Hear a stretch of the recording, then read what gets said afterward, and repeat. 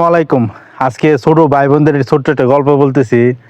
গল্পটা হইলো, আমরা এই ছোট থেকে একই মায়ের মানে খাবার খাই, আস্তে আস্তে 15-16 বছর যাই হোক একটু বড় হই।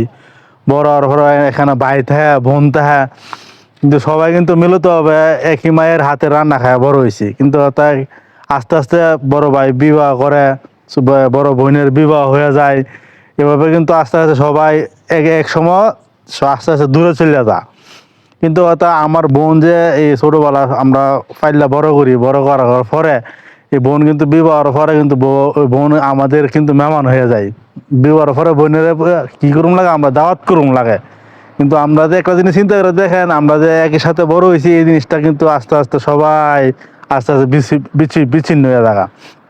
বোনদেরকে দাওয়াত করুম লাগে, ভাই বিবাহ করলে ভাইকে দাওয়াত করুম লাগে। আর মানে এইভাবে মানে যে ছোটোবেলার যে যে 15-16 বছরের যে স্মৃতিটা, এই স্মৃতিটা যে এক সময় মনে করি, কিন্তু অনেক সময় মনে হয় মানে এক সময় মনে করলে অনেক কষ্ট হয়।